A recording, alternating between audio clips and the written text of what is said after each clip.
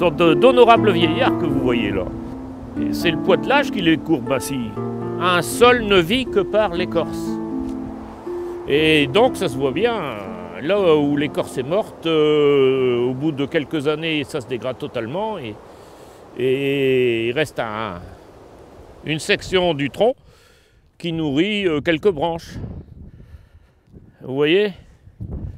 Alors, sur un sol, il pousse pas mal de choses. Les oiseaux ramènent des semences de sureau, de cerisier quelquefois, des groseilles à maquereau. Repus d'avoir picoré des groseilles à maquereau dans les jardins, ils viennent s'ébattre sur les sols et dans les déjections, il y a toujours des semences. On verra bien.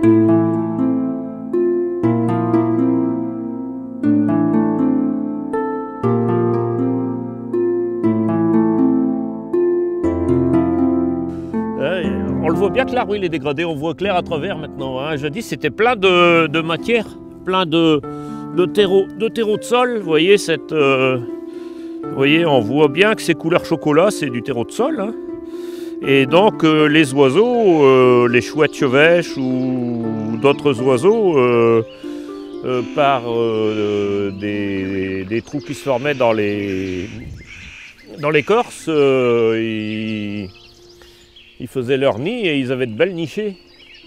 Ouais, étant gamin, j'ai caressé des petites chouettes. Hein. Tous ces oiseaux qui nichent dans les trous, on les préserve ainsi. Et on a besoin de la nature et de la préserver. Il est venu aussi un aquarelliste faire des miniatures. Jean-Jacques Steven qui est venu, lui, il prenait position là et il visait la ferme à travers ce sol et cette traverse cassée que vous voyez là. Ce petit fétu de traverse cassée. Et ça figure bien sur son tableau. C'est un artiste.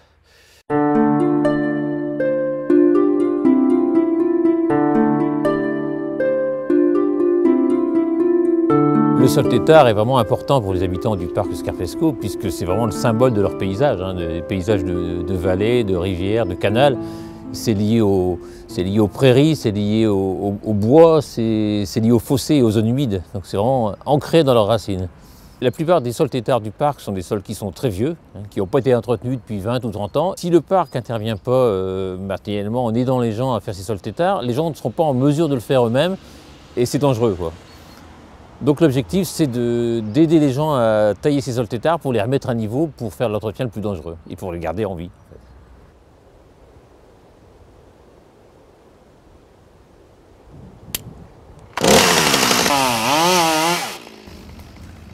Donc il arrive souvent que des gens fassent appel à nous parce qu'ils ont des vieux sols tétards qu'ils ne sont pas capables d'entretenir, parce qu'ils sont trop vieux et qu'ils sont devenus dangereux. Donc quand ces gens nous contactent, on va voir l'arbre, et si on juge qu'il est nécessaire d'intervenir, on passe une convention avec les particuliers qui désirent entretenir ces sols, et on fait appel à une entreprise d'élagage qui intervient sur les chantiers. Donc chacun paye sa part, hein, le parc participe financièrement, mais les particuliers aussi.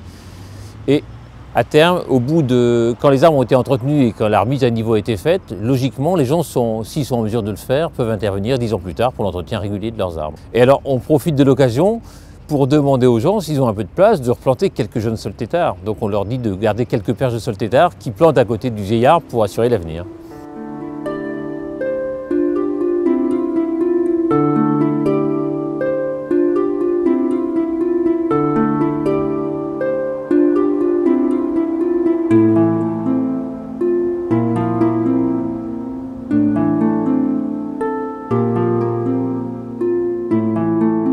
Celui-là, il n'a pas résisté, mais on va repiquer un arbre à la place. Il est certain que ça représente énormément de choses. C'est un patrimoine qu'on a toujours connu sur le site, qu'on a toujours respecté, qu'on a toujours fait valoir et qu'on transmettra aux générations qui nous suivent.